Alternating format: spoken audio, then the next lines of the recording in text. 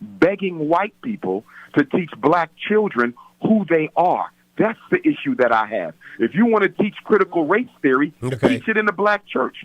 Teach it in the black community center. There's a lot of places you can teach critical race theory. Why are we trying to get white people to be honest about American history? They have been honest about nothing, and they will never be honest about nothing because it doesn't benefit their agenda to be honest.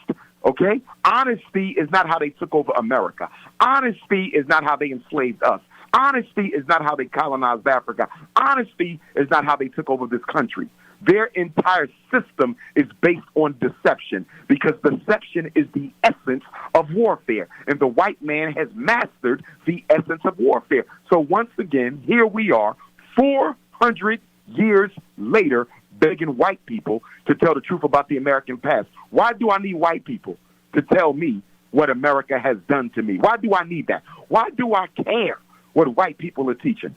What I care about is what we're teaching each other and what we're teaching our children. It's the same thing with black history. Why do I want some white woman teaching my daughter about Harriet Tubman? Why do I want some white man teaching my son about the most honorable Marcus Messiah Garvey? I don't want them teaching my kids about their ancestors. We should be doing that. But the problem is Negroes are so lazy that we would rather fight white people to do a job that we should be doing ourselves. All right, let's go to line 4.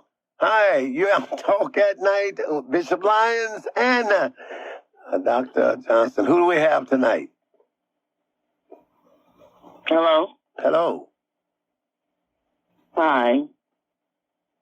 Yes, your question. I was calling because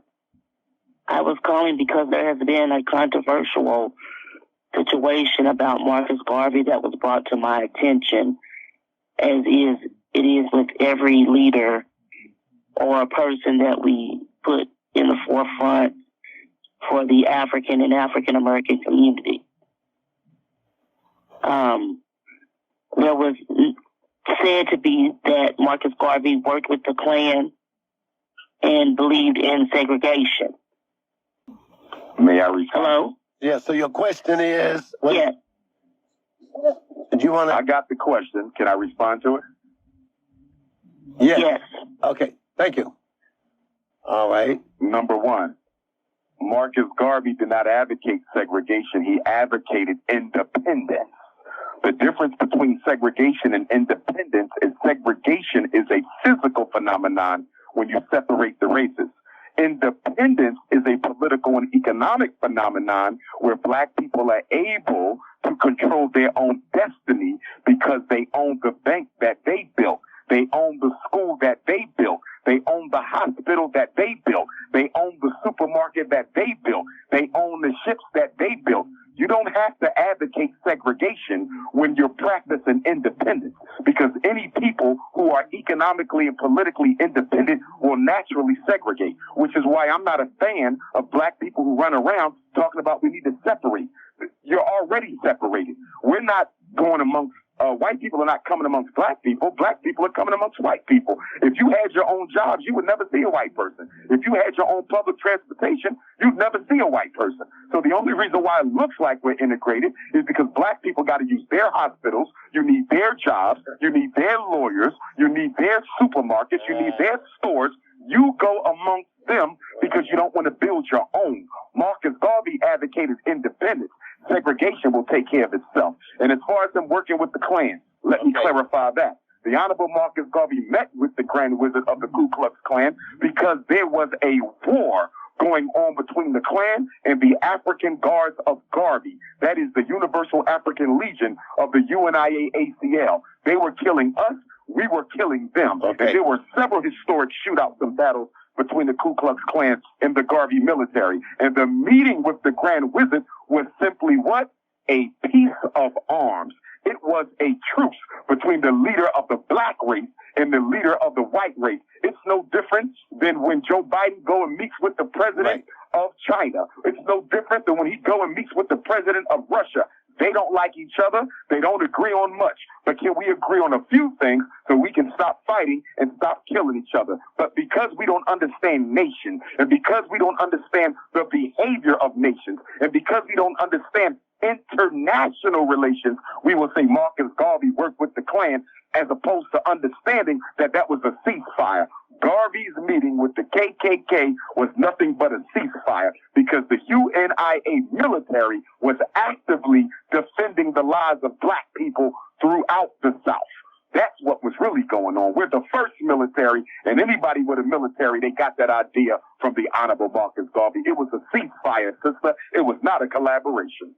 The police in Black America, is there any remedy that you can see beyond just defunding? Is there any remedy that you see that the police and the Black America can come to some type of a resolution to what's going on across America? Well, the George Floyd Reform in Policing Act has yet to pass the U.S. Congress. Okay? Also, the Emmett Till anti-lynching bill has yet to pass the U.S. Congress. So I find it interesting that they can pass laws for immigrants, laws for gays, laws for transgenders, laws for Asians, everybody getting laws but black folks. And part of this, once again, is our fault because we have a group of Negroes down in Washington, D.C., known as the Congressional Black Caucus. It is 59 of them, okay, and they have done nothing of substance to make the U.S. government do anything to protect black people. So I'm a firm advocate that either we need to replace all 59 members of the Congressional Black Caucus, our Negro representatives and our 2 Negro senators, get rid of them, replace them, or destroy the Congressional Black Caucus. It needs to be disbanded or they all need to be replaced because them Negroes run around the black community every 4 years begging us to vote for another white person, another great white hope. Every 4 years, come vote for a new great white hope.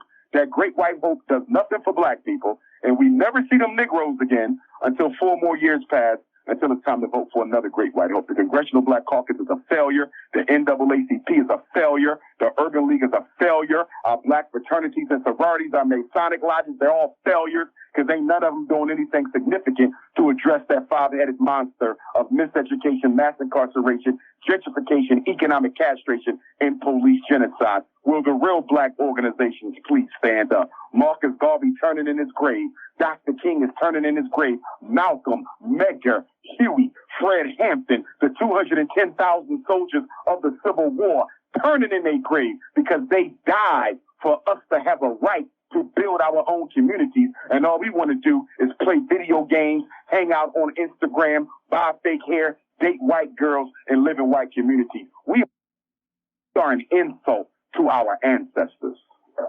All right, ladies and gentlemen, I think that's a great benediction. You want to say the benediction? Now may the grace of God, the sweet communion of the Holy Spirit. Dr. Johnson, you have preached the sermon. I'm just getting warmed up, brother. August 14th, Louisville, Kentucky. August 14th, Louisville, Kentucky. Dr. Umar will be dropping the Marcus Garvey intellectual grenade. Okay. And we hope to have you come back before this. This is nothing right here. This is light work, Elder. Oh, okay. This is light work. I ain't even got started yet. What is that's August? What is August? August 14th. Oh, we still got we got right. Well, we're gonna have him come back on the week of the event right before he touched down. Okay, and he'll talk about. Hey, if the Spirit leads you and you say, hey, before that time, hey, I want to come back again to share with Louisville here on Talk at Night. Hey, just let us know. Thank you so much. You really have been kind, the truth.